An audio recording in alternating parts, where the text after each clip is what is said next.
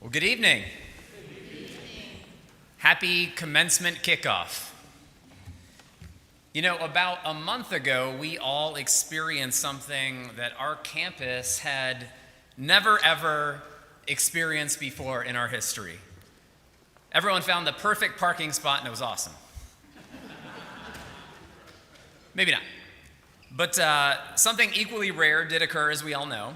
And we gathered in Selby Stadium and different pockets around campus. And we watched something pretty spectacular, a total solar eclipse. The last time such an event happened here was the year 1806. The next time it will be 2099. I will be in my 76th year as your president, and I can't wait for it. Judging from the reactions in the moment that I heard during that eclipse, the event left us in a collective state of awe and wonder and amazement. It was an experience that united us all. And meanwhile, we find ourselves in a pretty chaotic world, don't we? Around the globe, millions are suffering. They're crippled with fear and doubt and yearning for relief. College campuses, communities, and nations are divided on what to believe, what to do or not do, and how to do it or how not to do it. We search for clarity, for answers, for hope. I'm reminded of a snippet from Matt Haig's novel called The Midnight Library. And if you haven't read it before, it's this story about a young woman who's searching for answers and searching in some ways for a do-over on her life because she's dealing with this just mounting sense of loss and grief and depression. So the author Haig writes, "Look at the sky. Remind yourself of the cosmos. Seek vastness at every opportunity in order to see the smallness of yourself." In times like these, it's important for us to look to the heavens, both physically and metaphorically, to appreciate the complexity around us, to see ourselves and others in a new frame, and to remember just what it is that unites us. At Ohio Wesleyan University, you've been on a journey of transformation in the form of this unique liberal arts education that we provide. It's an educational model that asks you to constantly study the world around you so that you can understand others and yourself, to absorb the interconnectedness of things, and to appreciate the beauty of diversity and the inherent dignity and value of every individual. It challenges you to use the power skills of curiosity and problem solving and empathy as tools for understanding the world and for finding your place in that world. You all should be proud of what you've accomplished during your time here at OWU, what you've learned, and the things you now know how to do. But one thing that I want you to remember is this: the ultimate goal of the education that you've received here is not knowing all the right answers. It's knowing how to ask the right questions.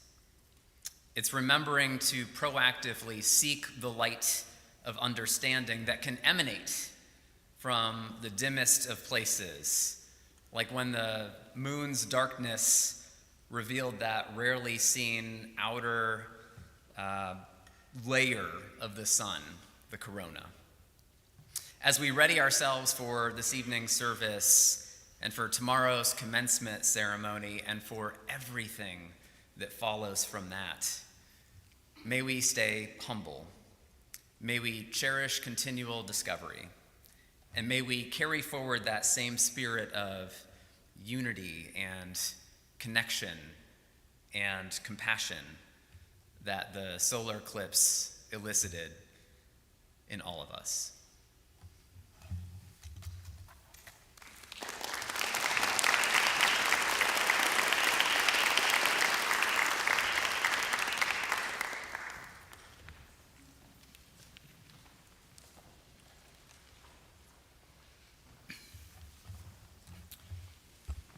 Good evening. Each of Ohio Wesleyan University's Religious Life Awards honors an individual who exemplifies a faith witness to ethical, spiritual, and missional values of Ohio Wesleyan. As delineated in the university's charter and statement of aims, and as demonstrated in leadership both on the campus and in the community, including especially their faith community.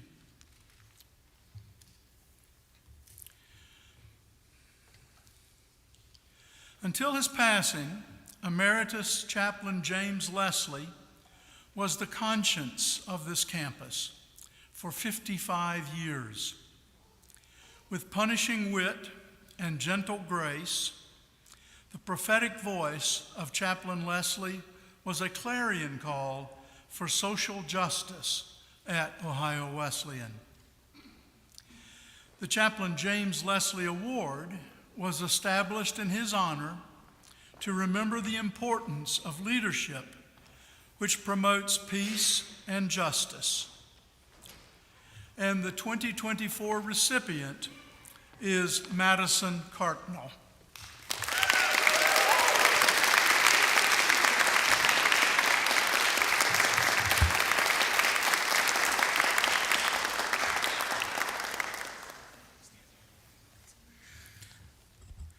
Sometimes the work of peace and justice is loud, and sometimes it's quiet.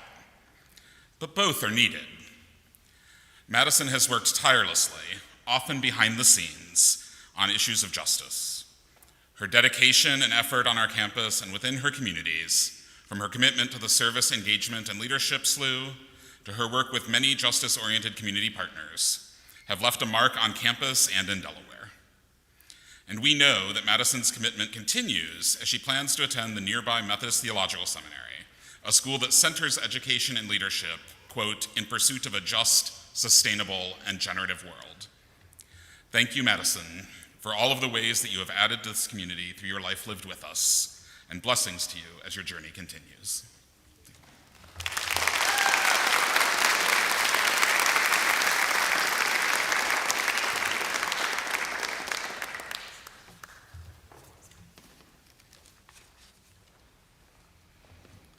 For 31 years, Emeritus Chaplain John Powers gifted campus with his poetic prayers, prodigious puns, and his attachment to alliteration. More importantly, though, was his deep and unyielding commitment to interfaith dialogue and intercultural competency, especially in the building of relationships between the Abrahamic faiths of Islam, Christianity, and Judaism. The Chaplain John Powers Award was established in his honor to remember the importance of leadership, which promotes interfaith and intercultural understanding. And the 2024 recipient is Mila Morris.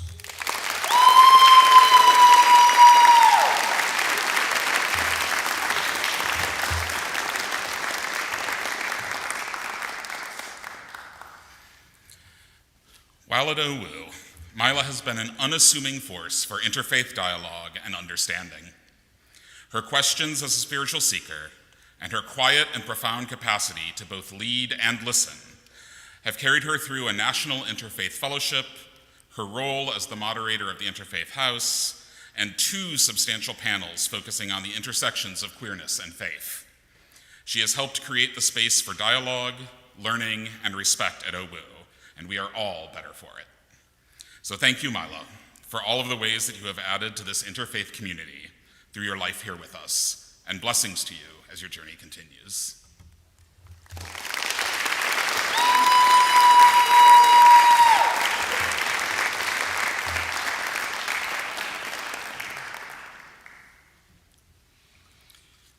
It is not by curious accident that Ohio Wesleyan University is nicknamed the Bishops.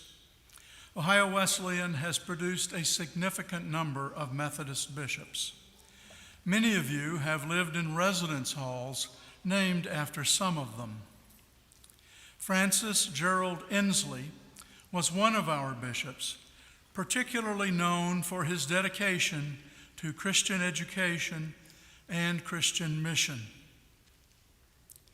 The Bishop Francis Gerald Inslee Award was established in his honor to remember the importance of leadership, which promotes a strong relationship between church and college, and is one of the results of strong church-related ties, strong Christian mission, and witness to the world.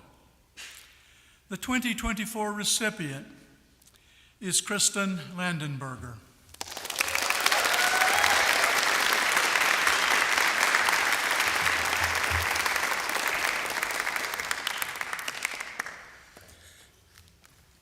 Empathy and intentional care, boldness and openness. These are the words that come to mind when Kristen's name comes up. As a leader in many different ways in the Christian group Crew and in the Spring Break Wilderness Treks program, Kristen's focus on the growth and success of fellow students has set her apart. Her collaboration with the Interfaith House and other groups on campus show that her care and empathy extend to those beyond her own tradition. So thank you, Kristen, for all of the ways that you have added this community through your life lived with us, and blessings to you as your journey continues.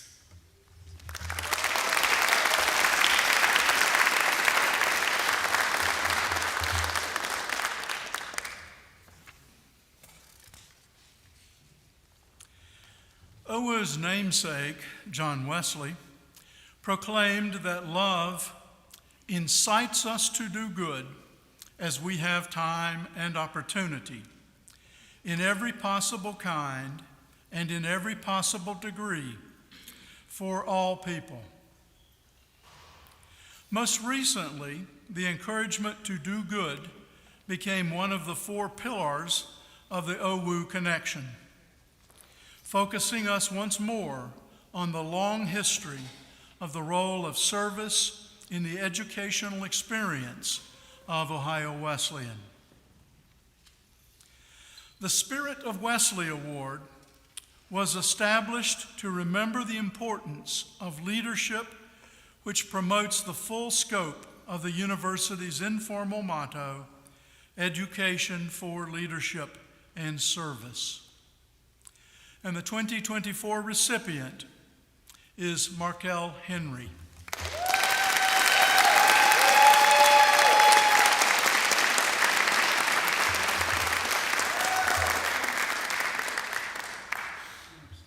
Well, in absentia, we will say that in the words of one of his nominators, Markel exudes kindness and a constant awareness of the needs that surround him.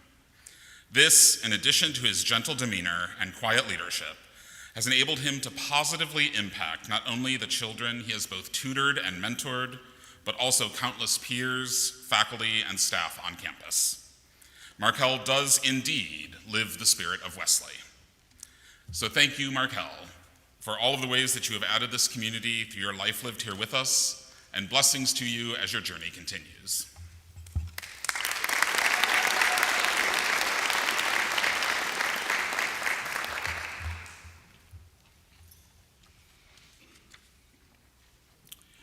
In the OWU community, we have members of many faith traditions, worldviews, and spiritualities, each with their own celebrations, needs, and concerns. These communities thrive in part because of persistent, committed student leaders who see the deepening of understanding and care within their communities to be a priority of their time at Ohio Wesleyan. The Chaplaincy Award was established to honor the importance of leadership, which cultivates spiritual community within our many faith traditions. And the 2024 recipients are Peyton Andisman, Saeed Sharik Ahmed, Sai Suresh Khannan.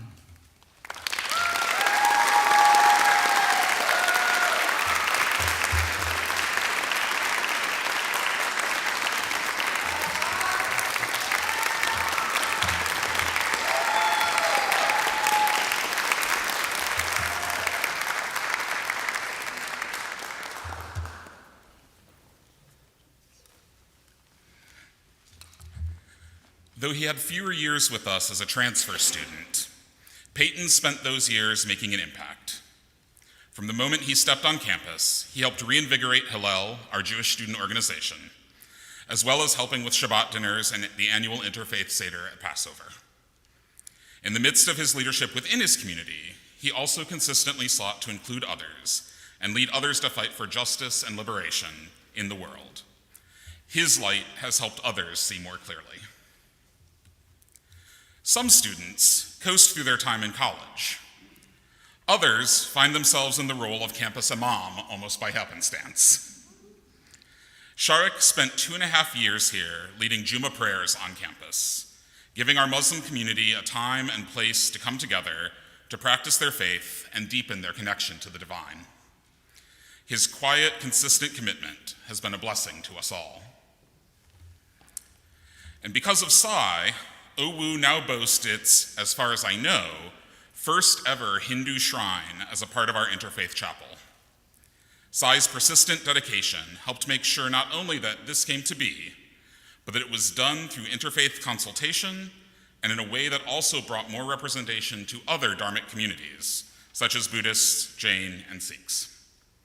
Sai's curiosity, persistence, and care for his peers has changed in the best ways what spiritual life looks like on campus.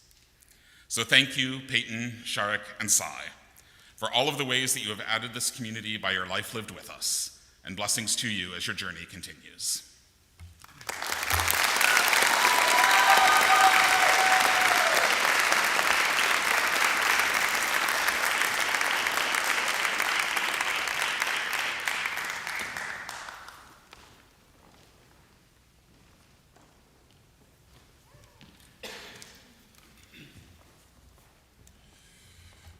Good evening, OWU.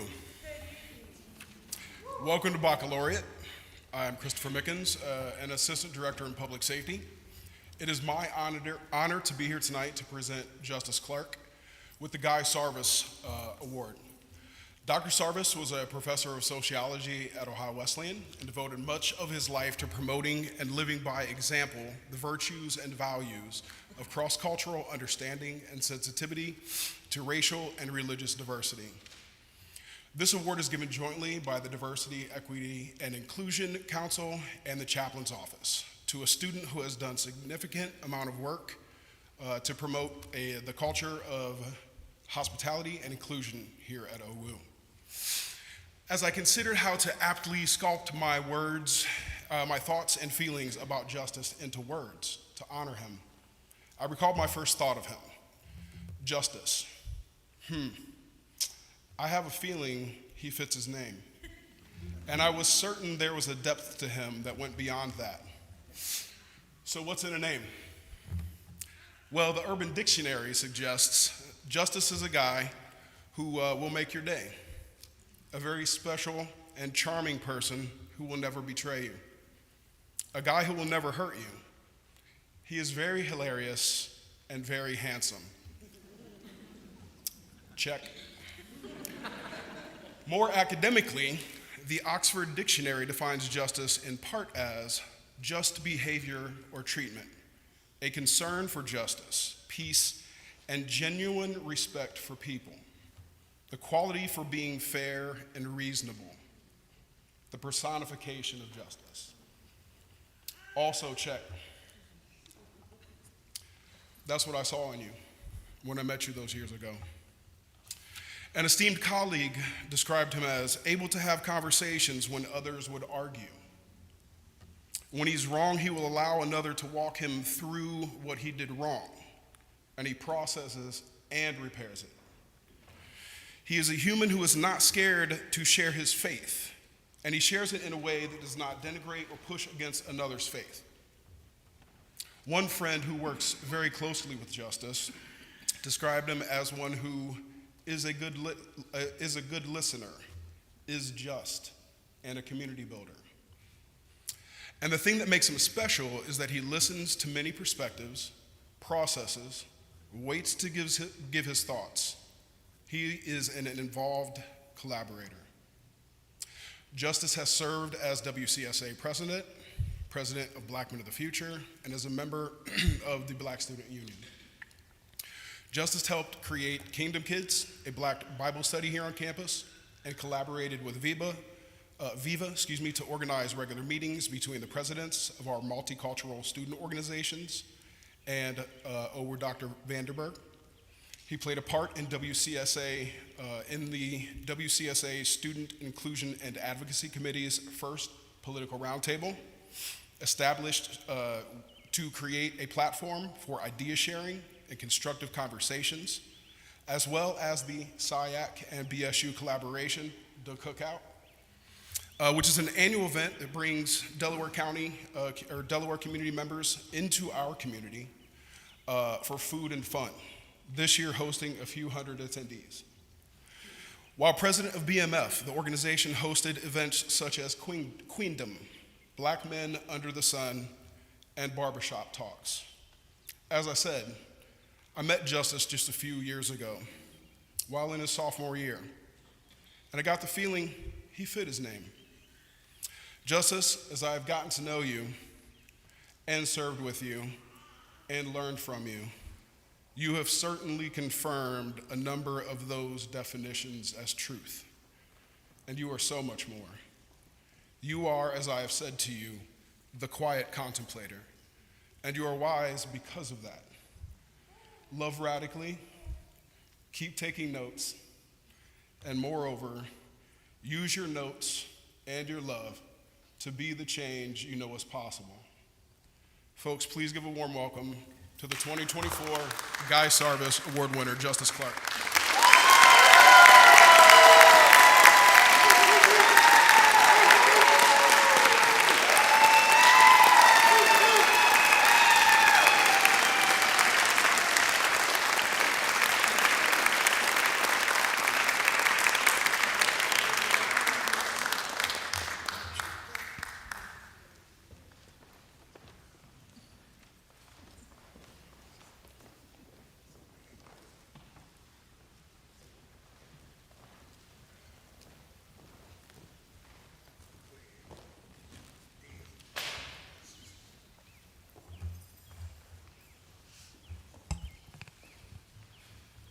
My name is Abby Klein, and I am here with Mila Morris, and we have had the honor of being this year's Baccalaureate student coordinators.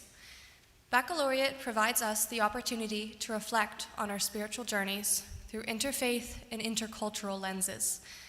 This year's theme is Finding New Light. Inspired by the recent solar eclipse, we chose this theme to celebrate the joy and the strength of the class of 2024. Throughout our 4 years, we experienced our own eclipses, challenging the expectations of our lives. But through the darkness, we found new light. The darkness challenged us to reshape our preconceived notions of what we thought our lives were supposed to look like. Throughout the years, these challenges have allowed us to reflect and reshape who we are, and much like during the solar eclipse, experience new light to guide us when things grow dim. Our hope for the class of 2024 is that when our paths are uncertain, we carry this new light to illuminate the way. For the remainder of the program, some of our graduating seniors will share a part of their spiritual journeys and the new light they have found. We hope you enjoy the rest of the evening. Thank you.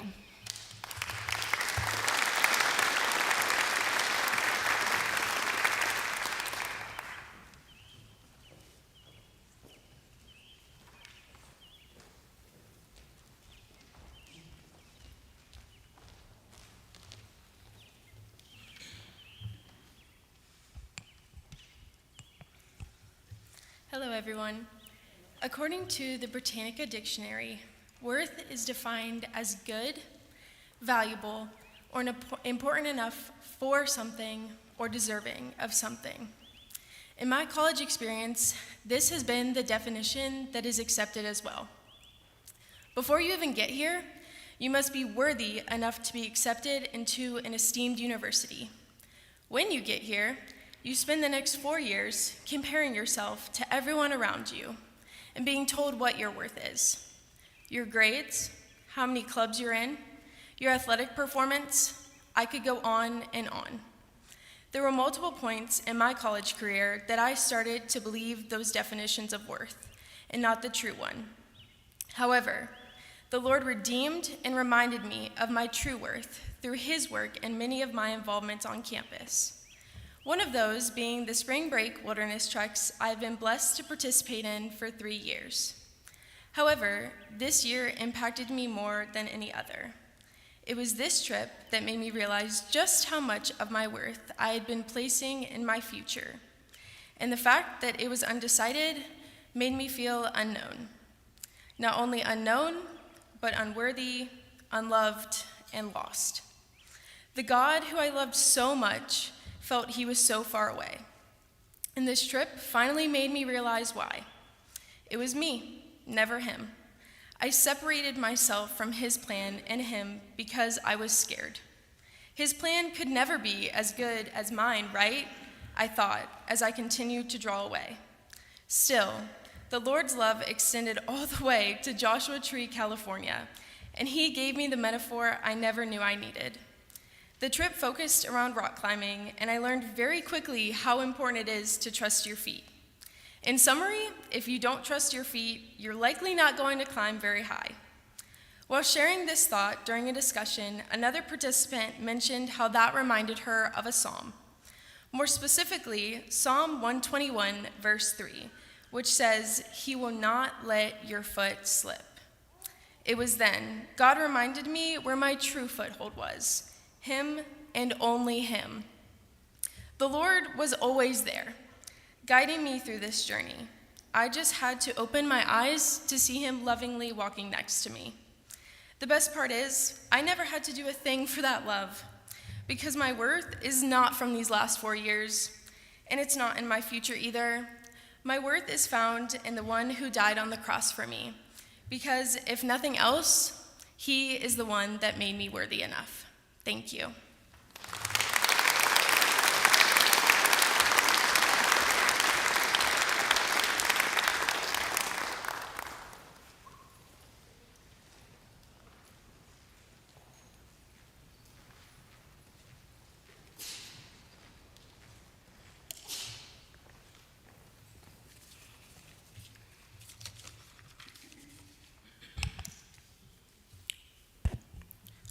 Assalamu alaikum, namaste, and good evening to all.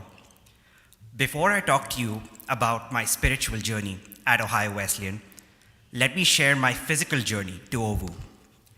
Picture this, T-minus 7 days until the first day of class. I make it to my emergency visa appointment at the US Embassy in Mumbai. T-minus 5 days, I get the visa. T-minus 2 days, I book my tickets. T-minus 1 day, as mandated, I was dressed from head to toe in a surgeon's gown with latex gloves, N95 face mask, and a plastic face shield as I flew for 24 hours around the world and landed in Chicago. And finally, now I am here. Yet that journey pales in comparison to the last 4 years I've spent. I had just transferred here from my previous college in London, and having faced some challenges in life, I found myself in a state of spiritual and religious decay. One of the things that helped me immensely were the weekly Jummah prayers. Jummah prayers are the weekly Friday afternoon prayer congregations at mosques and are similar to going to church on Sundays. They involve a sermon from an imam followed by praying in congregation. At OVU, we prayed together on the 3rd floor of Hamwell, led by one of the seniors at the time. I grew up in India as a Muslim and used to practice reciting the Quran daily. So being able to have this space and community was really helpful. Eventually, the student leading the prayers was to graduate, and I was tasked with the responsibility of the Jummah prayers. I didn't feel like I was worthy of that position. I did not have nearly enough knowledge or wisdom. I remember being reluctant and nervous, but I put my best foot forward. I would research online, write my own sermons, double-checking my sources and the meaning behind the scripture. I would call people to remind them to attend, and fearful of messing up, my heart would race as I would lead the prayers reciting the scriptures out loud while guiding the congregation through the motions of the prayer. I did this week after week for 2.5 years, The next thing I know, I was made the authority on all things Islam and put on this pedestal as a role model. I would have students come up to me asking me to give rulings on what was allowed and not allowed, which is to say what was halal or haram, from relationship advice to clothing and more. So I know alcohol is haram because it's intoxicating. But I'm really able to focus and study well when I'm high. So weed should be okay, right? And I was like, what? I had always found my faith to be deeply personal, and I have believed in reading, understanding, and interpreting things for myself. My relationship with God is between me and God. I'm not the best Muslim in town, but when people sought my advice, I would share my interpretation on things. But I learned to first make sure that I explored with them what they thought, what they believed, and how they felt, and what they knew, and then try to give advice that would work best for them, not what I believed to be correct. I extended this practice in my interactions with all my friends at OBU from different backgrounds, faith traditions, and beliefs, and that's been one of the most rewarding experiences of my time here. I would like to end with the recitation of a short surah from the Quran entitled The Passage of Time. Bismillahir Rahmanir Rahim. والعصر إن الإنسان لفي خسر إلا الذين آمنوا وعملوا الصالحات وتواصوا بالحق وتواصوا بالصبر. In the name of God, the most compassionate, most merciful, by the passage of time, surely humanity is in grave loss. Except those who have faith, do good, and urge each other to the truth, and urge each other to perseverance. Thank you.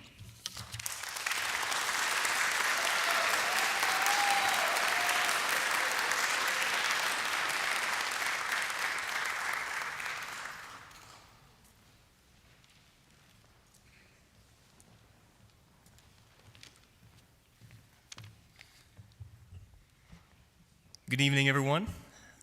The theme of tonight's baccalaureate is finding new light. So in the spirit of that message, I want to share with you all my spiritual connection to the sport of long-distance running and how it has personally changed my life for the better. I want to first start by sharing a story that my track and field coach shared with me, and it's about a man named Jeep Davis. Jeep Davis was an Olympic hurdler and long sprinter in the 1950s and 60s who competed in the 4x400 meter relay.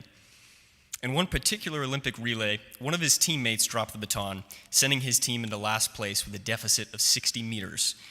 Despite this, Jeep ran a phenomenal 400 meter split, an unofficial world record at the time, sending the USA team from dead last to fourth, an impressive feat for really any athlete. When asked by the interviewer why he did it when he knew that his team would likely not score, he responded with the following quote: "What I had, I gave. What is saved is lost forever." I'm going to say that again. What I had, I gave. What is saved is lost forever. I try to embody Jeep's words in all that I do, but especially in running, because for me, running is a spiritual and I would even say a religious experience. I've ran for much of my life, but only through college athletics did I really begin to understand what Jeep meant. When I get out on the track or the cross-country course, I'm alive in a way incomparable to anything else I know. My eyes look crazy, my blood pumps really fast, my heart's racing, I'm alive. The closest thing that I can compare this feeling to is euphoria. This past summer, I got to experience running in a way that I had really never felt before. I went out to Colorado with some friends and really focused on the betterment of my body and my mind through high-altitude training. I climbed mountains, kicked rocks, sat under the stars. I felt like a kid again.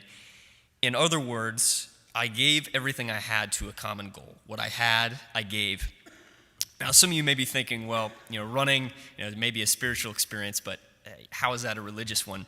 But I urge you to think about Jeep's words and their significance in your own spiritual and religious journeys. The truth is that there is so much hatred in this world, so much evil and bitterness, that it is easy to get lost in the futility of it all. For a while, I let all of this get the better of me. But when you look past it, you realize how beautiful life really is. The trees, the sky, the stars, the open road. Let's focus on those things and leave the negative behind, and let's embody Jeep's words as we endeavor into the vast world beyond us. Whatever makes you feel alive, nurture it and give all that you have to it, because when the race of life is over, you want to be able to say that you saved nothing and gave everything. Thank you.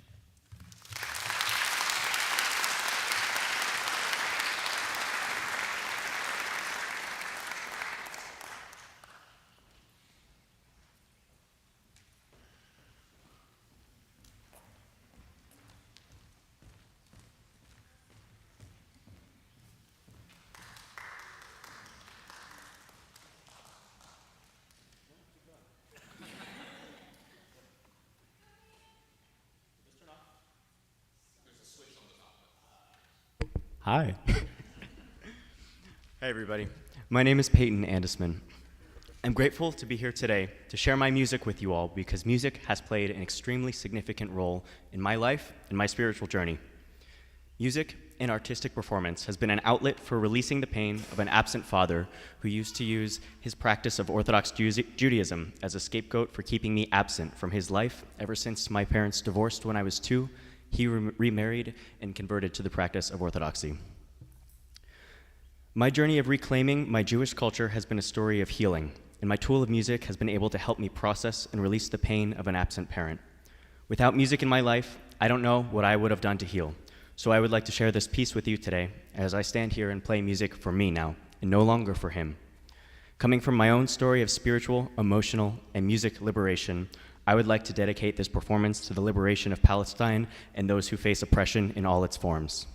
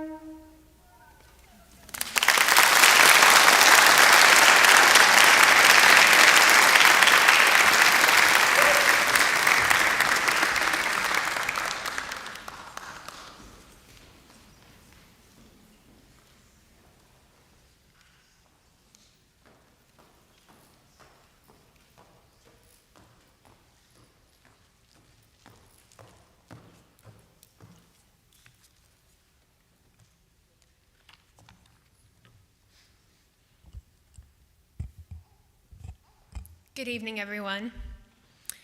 As I genuflect on my college days, I came into it not knowing what the future held. There was a global pandemic occurring, and I had no idea how long it would go on or how much it would affect the rest of my college years. With these thoughts and concerns, I placed my faith in God and relied on my confidence to make it through these difficult times. This poem, written by Maya Angelou, encompasses my faith and personal journey throughout my last 4 years here at Ohio Wesleyan, as well as it showcases my upbringing and establishment of who I am today. If it wasn't for who I am and how my faith inspires me, I would not have made the beautiful friends, relationships, and lifelong memories that Ohio Wesleyan has provided me and my graduating class. So without further ado, Phenomenal Woman by Maya Angelou. Pretty woman, wonder where my secret lies. I'm not cute or built to suit a fashion model's size. But when I start to tell them, they think I'm telling lies. I say it's in the reach of my arms, the span of my hips, the curl of my lips. I am a woman, phenomenally. Phenomenal woman, that's me. I walk into a room just as cool as you please, and to a man the fellows stand or fall down on their knees. Then they swarm around me, a hive of honeybees. I say it's in the fire in my eyes and the flash of my teeth, the swing in my waist and the joy in my feet. I am a woman, phenomenally. Phenomenal woman, that's me. Men themselves have wondered what they see in me. They try so much, but they can't touch my inner mystery. When I try to show them, they say they still can't see. I say, it's in the arch of my back, the sun of my smile, the grace of my style. I am a woman, phenomenally. Phenomenal woman, that's me. Now you understand just why my head's not bowed. I do not shout or jump about or have to talk real loud. When you see me, it ought to make you proud. I say it's in the click of my heels, the bend of my hair, the palm of my hand, the need of my care. 'Cause I am a woman, phenomenally. Phenomenal woman, that's me. Thank you.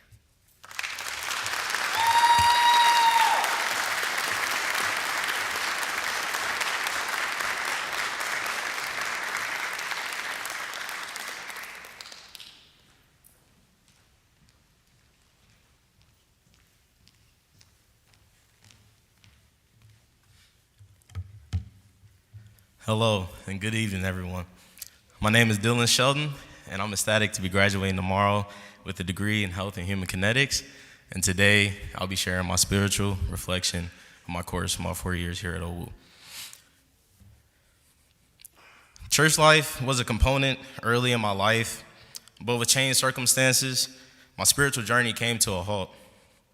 Coming to college is where I met religious friends, groups such as Athletes in Action, Crew, Salt Company at OSU, and the family I met at Second Baptist Church, where I was blessed to be a member of the church choir.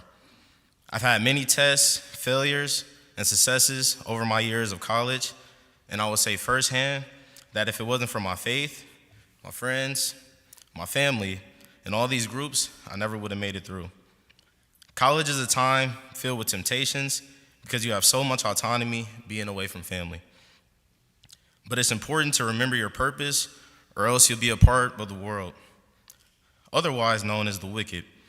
Psalm 7:14 states, "Wicked conceive evil, they become pregnant with trouble, and give birth to lies." I saw firsthand what it's like to live a life not under the Father, and what it was like to change. My sophomore year was a year of discovery, from trying new jobs and clubs, Finding out about Christian rap, which changed my perception on music for the better. Having a roommate who played it allowed me to find a new genre for positivity, motivation, hype, influencing words about women, and many more feelings. Over the years, I learned to serve other people while also learning to serve the Father. Jesus died for our sins, meaning when he passed, our sins went with him, and we were granted a new life.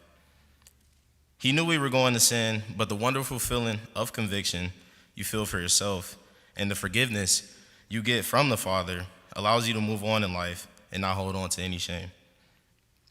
I've had so much growth over the years in my faith, and it's a joyful life to apply principles from the Bible in my relationships, work, personal feelings, etc. I want to be that person that people can look at and tell that's a man of God whenever I'm around. It's a constant journey that can be a crawl at times, but the effort to become one of his students and apply daily practices make the journey a lot easier. Having 4 years to find myself and find God has been a rewarding experience like no other, to where I will wonder where I would be without it. Above statements are a few experiences I've had that changed my life, allowing for continuous growth with my spiritual journey here at OWU. Conversations within these groups and individual conversations just sporadically had around campus. I came into this campus a lukewarm Christian, and now I'm leaving here a stronger follower of Jesus Christ. Thank you.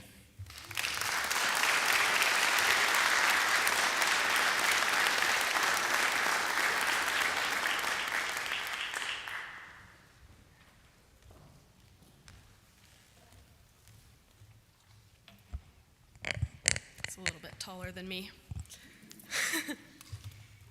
I was a church kid. I attended church every Sunday morning. I was a part of the youth group, and most of my closest childhood friends were made at church. Church was my safe place, a refuge from the chaos I experienced in my home. But when I was in 8th grade, a tragedy happened, and my family altogether stopped attending church. I no longer trusted what I had been taught, and my safe haven was ripped away from me. I went on throughout my high school years feeling hurt, confused, angry, unloved, and lonely. I was running from my faith and trying to fill the void that it left with anything, anyone that I could. Until March of 2020, when the world was forced to stand still. Trying to make sense of it all, I picked up my Bible for the first time in years.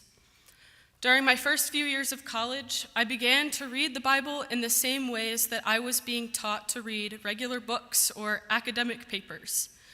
I figured that if there was any truth to this, then I could find it in the same way I found truth in any other discipline. I learned about the style of writing, the context for each verse, and eventually I started to understand the bigger picture. But I still wasn't convinced. Rather, I was afraid. I was afraid to believe in something I didn't want to sacrifice for something that had left me so alone. So I kept reading, and in the spirit of earnestness and honesty, I also researched other faith traditions, picked up other religious texts, and kept returning to the Bible. And then I studied abroad. When I arrived in Spain, and once the excitement started to fade, nothing felt comfortable. I didn't know anyone, and nobody knew me. The places were different, the food was different, the people were different, and I felt totally alone. The only thing that felt familiar was my faith. I read the Bible and I prayed more than I ever had because, for the first time in a very long time, it was the only thing that felt like home. Each time I walked into the beautiful grand cathedrals, they felt more and more like the refuge that my home church once had, and my faith began to return. But just to be sure, I asked the Lord for a sign, some way to know that what I was feeling was true faith. And a few nights later, I had a dream. In the dream, I was being led by a presence across a mountainside through fields of flowers until we arrived at a very narrow door, where my guide left me to ponder. And in the Bible, if you don't know, in Luke chapter 13, verses 22 through 30, Jesus tells the disciples to make every effort to enter through the narrow door, because one day it will be shut, but all who walk through it will have their place at the feast in the kingdom of heaven. So I had a choice. I could build my relationship with God and continue to feel the overwhelming love and peace that it was once again bringing to me, or I could turn away and never look back. So, both in my dream and in my heart, I chose. I walked through the narrow door. Thank you.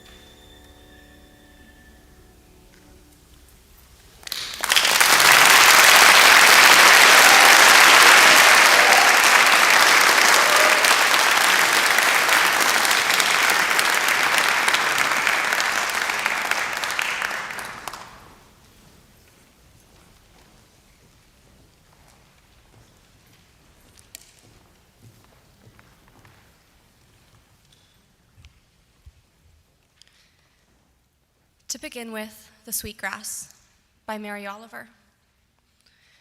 Will the hungry ox stand in the field and not eat of the sweetgrass? Will the owl bite off its own wings? Will the lark forget to lift its body in the air or forget to sing? Will the rivers run upstream? Behold, I say, behold, the reliability and the finery and the teachings of this gritty earth gift. Eat bread and understand comfort.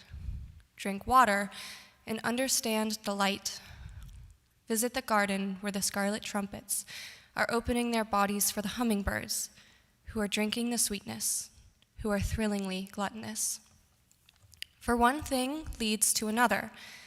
Soon, you will notice how stones shine underfoot. Eventually, tides will be the only calendar you believe in. And someone's face, whom you love, will be as a star, both intimate and ultimate, and you will be both heart-shaken and respectful, and you will hear the air itself, like a beloved, whisper, "Oh, let me, for a while longer, enter the two beautiful bodies of your lungs." The witchery of living is my whole conversation with you, my darlings. All I can tell you is what I know. Look and look again. This world is not just a little thrill for the eyes. It's more than bones. It's more than the delicate wrist with its personal pulse. It's more than the beating of the single heart. It's praising. It's giving until the giving feels like receiving. You have a life. Just imagine that. You have this day, and maybe another, and maybe still another. Someday, I am going to ask my friend Paulus, the dancer, the potter, to make me a begging bowl, which I believe my soul needs. And if I come to you, to the door of your comfortable house, with unwashed clothes and unclean fingernails, will you put something into it? I would like to take this chance. I would like to give you this chance. We do one thing or another. We stay the same, or we change. Congratulations if you have changed. Let me ask you this. Do you also think that beauty exists for some fabulous reason? And if you have not been enchanted by this adventure, your life, what would do for you? What I loved in the beginning, I think, was mostly myself. Never mind that I had to, since somebody had to. That was many years ago.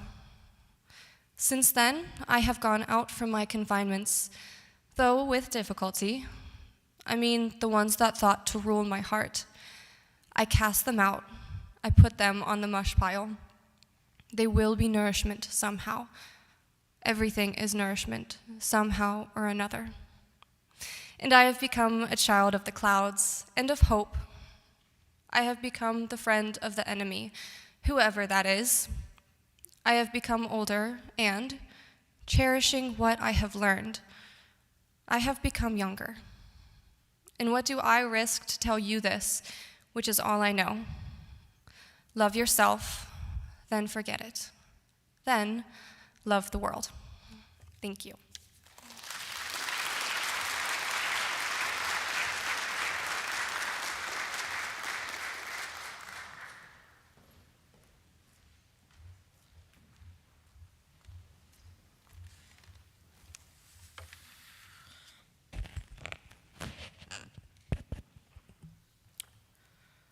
Vanakkam everyone. Thanks to the chaplain's office and OVU for giving me the opportunity to speak on the auspicious day of Akshaya Tritiya, the Hindu day of prosperity and new beginnings. Let's start off with a prayer connecting with our theme. Om Asathoma Sadgamaya Tamasoma Jyotirkamaya Mrityorma Amritam Kamaya. It reads as, from falsehood, lead me to truth. From darkness, lead me to light. From death, lead me to immortality. May we all follow along the path to greatness as we move on from this special stage of our youth to adulting out in the real world. I've been very fortunate to travel to America for my education, and coming here during the pandemic was a great challenge. As I settled into this new, different world, literally coming from the other side of the globe, I felt quite lonely. I sought out different paths in my first few years to find peace and happiness, but it all merely turned out to be a mirage. This led me to go on an inner spiritual pilgrimage where I found a deep connection between the divine and myself. The experience of comfort after all the trials and tribulations of my mental health gave me the confidence to emerge stronger and collected.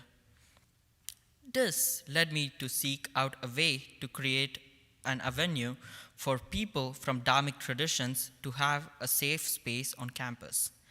And that led to the creation of the Hindu Students' Council and the establishment of the Hindu, Buddhist, Sikh, and Jain altars. I still recall the moment when our chaplain Chad sent me a picture of the Hindu shrine at the Peel Chapel. Seeing that temple that represents my culture and roots in an interfaith space on our campus was a transcendental experience. I am grateful for the help of all the students and Dr. Blake Michael and our chaplain in helping with the work of the Hindu Students' Council, which will continue to do the good work of celebrating dharmic faith traditions and festivals. I've also been very fortunate to join multiple communities in expressing their diverse tapestry of beliefs. From enjoying iftar meals, to Sunday church, to Shabbat dinners, to powwow dances, I have experienced the spirit of Vasudhaiva Kudumbakam, that is, the world is one family. I would like to once again thank the chaplain's office and the service office for helping me perform seva, acts of service at OVU and beyond. Thanks to everyone, and let's look forward to the light of change and joy.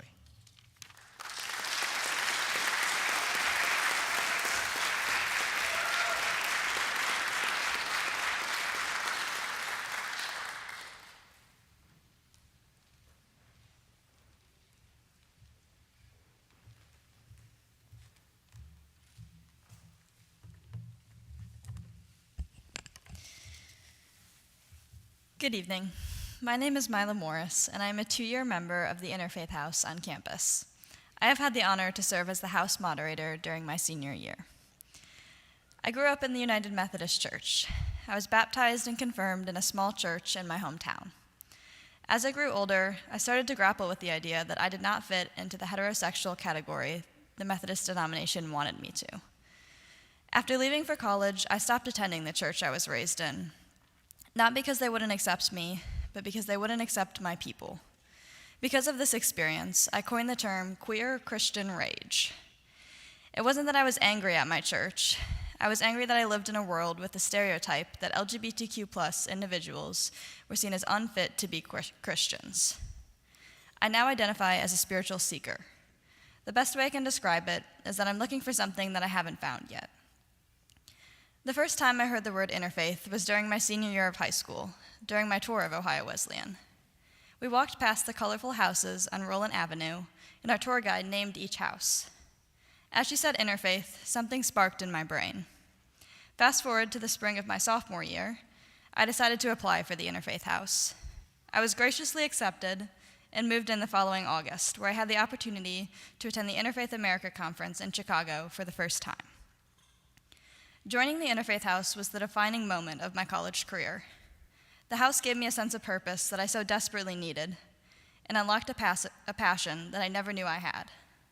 This year, I am part of a National Interfaith Fellowship. As part of the fellowship, I spent 4 days in Chicago in August and 4 days in Washington, D.C. this past January, with 17 other undergraduate students. During both of these trips, I felt the most extreme sense of imposter syndrome. I was utterly confused as to why a university chaplain would have nominated me for this fellowship. As I sat in a room full of interfaith leaders from across the country, I felt intimidated by their knowledge and confidence about their faith traditions. They all seemed so secure in their religious identity, and I was not, and I'm still not. Over the last year, I've gotten the opportunity to talk to people from many different worldviews. With these experiences, I am still a seeker, and I don't know where my journey is going, but I have begun to understand how faith shapes people and how interconnected spirituality is to every aspect of our lives. I hope that I can continue my interfaith work beyond my time at OWU, and I'm excited to see where my spiritual journey will lead me.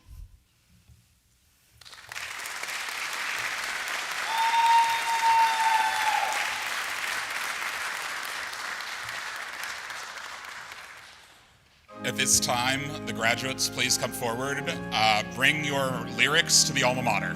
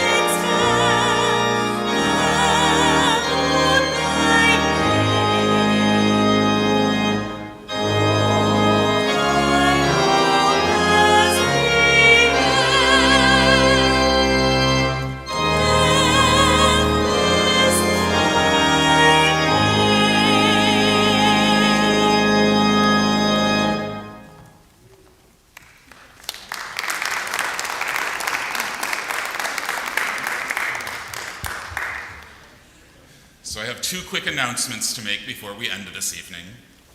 First, in the theme of finding new light, forecasters are predicting the strongest northern lights in the 20 years, which may even be visible here in Delaware tonight. So we encourage you to turn an eye to the sky after you leave and when it gets dark.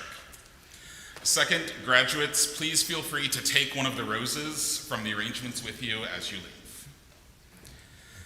So now as we come to the end of our baccalaureate service, I, as per usual this time of year, find myself filled with gratitude for the folks you have seen and heard tonight, and so many others. If you would like to know why be a college chaplain, I give you the last hour. And so as we close for this evening, and as you all prepare for commencement tomorrow, I invite you to receive this benediction. As you look to the lights you have seen, may you see the ways in which your brightness has lit the campus, the world, and each other, even in those moments when all seemed dark. And as you look to the new lights on the horizon, may you find wisdom that you may know where you have been, who you have become, and what you yet may be. And as old lights and new lights mingle in your eyes, may you find joy in who you are, and may your light shine with justice, growth, and union with the very heart of the divine. And may you always light the way to the ones you call home. Amen. Amen.